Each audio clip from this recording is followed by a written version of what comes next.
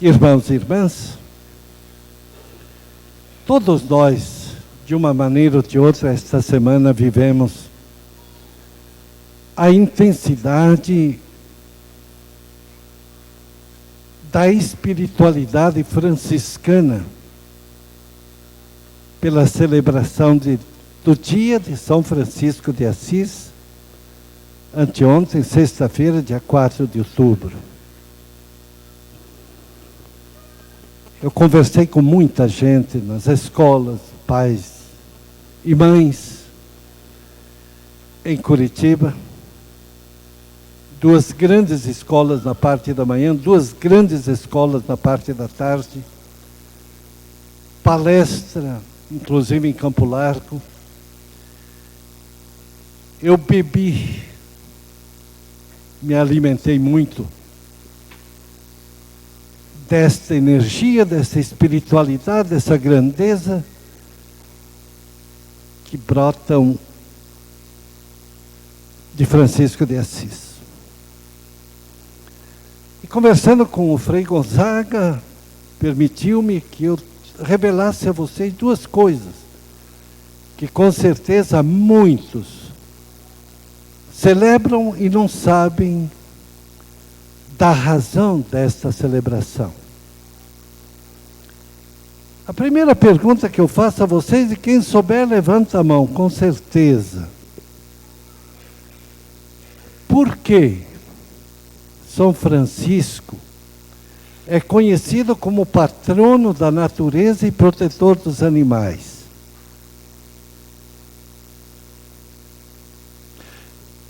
E dentro dessa pergunta, o que é que Francisco de Assis nos ensina para os dias de hoje? Alguém arriscaria a resposta? Você, ouvinte da Rádio Bom Jesus, você do YouTube, do Facebook, você aqui no santuário, o que é que levou o mundo a conhecer Francisco de Assis como patrono da ecologia e protetor dos animais? A razão é essa: pela sua bondade para com todos os seres vivos. Olha que ele não fala criaturas, seres vivos. A sua bondade chegou ao limite de reconhecer a todos os seres vivos como irmãos e irmãs. Nada escapou a Francisco de Assis, a grandeza de cada ser vivo. Irmã planta, irmão sol, irmão vento, irmã morte, irmão daqui, irmã daí. E na sua bondade os defendiam. Irmão lobo, o que Francisco nos ensina hoje é de que não devemos chamar nenhum ser vivo irracional de filho ou filha, mas de irmão. Eu dou um exemplo. Francisco de Assis é quem nos ensina a não chamar o cachorrinho de estimação de filho, mas de irmão. Você está diminuindo a dignidade dele chamando de filho. Filho, diz Francisco de Assis, é aquele que renasceu pela água e pelo Espírito Santo, em que se tornou filho e filha, queridos e bem-amados do Pai. Trate o cachorro com dignidade. E não se escandalize, diz Francisco de Assis, que os animais te venham a você com muito mais facilidade do que os humanos. Mas vindo a você, chame-os de irmãos e de irmãs. Porque pertencemos a uma única família, chamada a família de Deus. Mas filhos e filhas, só quem renasceu pela água e pelo Espírito Santo com o santo batismo. Isso Francisco nos ensina, eu estou só repetindo, talvez vocês não soubessem disso. E queremos tornar dignos e grandes aquele que é apenas irmão. Dignos e grandes são nossos filhos e filhas. Amém? É o que ele ensina, primeira coisa.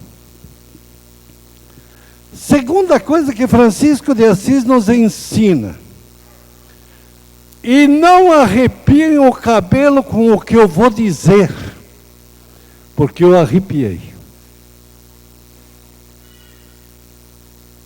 Enquanto Francisco de Assis escutava a palavra de Deus, ele era um autêntico moleque, gozador da vida, festeiro, com sonhos de guerreiro, de ser cavaleiro, de ser o príncipe, de ser o bonzão, de ser para ele o orgulho de Assis. Escutando a palavra de Deus, ele queria ser isso. A partir do momento, e não arrepiem o cabelo, que Francisco de Assis deixou de escutar a palavra de Deus, começou nele a conversão. E o que podemos ver em Francisco, a partir do momento que ele deixou de escutar a palavra de Deus, um profeta para a igreja, para o mundo, para os nossos dias. O patriarca da paz, a sua excelência, humildade, a máxima pequenez. A partir do momento que ele deixou de escutar a palavra de Deus, tornou-se um homem que o mundo gerou, o maior depois de Jesus e de Nossa Senhora. Mas espera lá, Frei Ivo, vai dizer isso para os curitibanos, mas não os que têm a fé e querem escutar a palavra de Deus.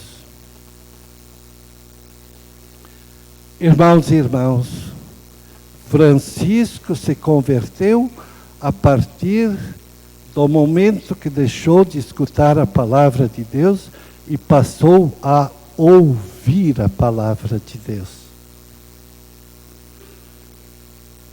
Porque ouvir a palavra de Deus é o coração se comprometer. É buscar uma intimidade com o Senhor, de que a palavra que Ele diz não se esquece mais. O compromete, o anima, o envergonha pelo mal que fez. Você ouviu a primeira leitura ou você escutou? Qual foi a frase que você ouviu na primeira leitura? Não que escutou, porque se você escutou, já esqueceu até de quem é a primeira leitura. É o profeta Abacuque, né? O que disse a última frase? Que eu ouvi com o coração. Quem não é correto vai morrer. O justo viverá pela fé, pela sua fé. Basta isso para eu levar para casa. Essa porcaria de uma vida incorreta, de uma vida sem Deus, que apenas escutam e querem dar testemunho que eu sou, com certeza morrerá. E morrer, biblicamente falando, significa perder-se, ser condenado. O justo viverá pela sua fé. Irmãos e irmãs, quem ouve isso com o coração sai daqui comprometido. Eu vou deixar de ser incorreto. Eu vou ser justo, porque o justo viverá pela sua fé. E foi isso que começou o grande processo de conversão de Francisco de Assis. Antes, fechava o nariz passando na frente de um leproso.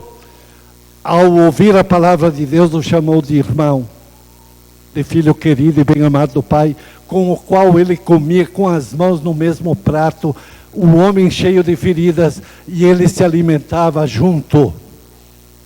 Porque no leproso ele via a imagem do Cristo, sofredor, crucificado, morto, excluído, abandonado, e etc. Ouvir com o coração. Bem-aventurada o ventre que te trouxe, irmã, e os seios que te amamentaram. Disse Jesus, não, não, não. Antes, felizes os que ouvem a minha palavra, ouvem e a põem em prática. Ai, que maravilha. Irmãos e irmãs, você escutou ou ouviu a segunda leitura de São Paulo para quem? Para Timóteo, para todos nós. Exorto, convido você, Timóteo, a reavivar o dom que você recebeu pela imposição das minhas mãos. Chega, não leia mais para frente, ouça com o coração, faça crescer esse dom da fé, do testemunho de São Paulo, do Espírito Santo que você recebeu pela minha imposição das mãos. Basta isso, ouvir com o coração. Quando você sair daqui, por ter ouvido a palavra de Deus e não escutado, começa o testemunho, o prolongamento da vida cristã, que aqui se fortalece, se esclarece para bem vivê-la. Mas se a gente escuta, per qui e fora per li, se diz no dialeto vêneto. Entra aqui, sai aí, quem escuta é isso, não se compromete. E por fim, o Evangelho. Você escutou? Ou você ouviu? Eu ouvi e me envergonhei. Onde Jesus disse, Ivo, como sacerdote, como ministro que celebra e preside na pessoa do próprio Cristo, a tua fé está tão pequena, Frei Ivo, que eu até estou escandalizado. Ouvi Jesus me dizendo, Ivo, mas que pequenininha a tua fé. Se você tivesse fé, quanto um pequeno grão de mostarda, que é a menor semente que o mundo conhece, você poderia dizer para o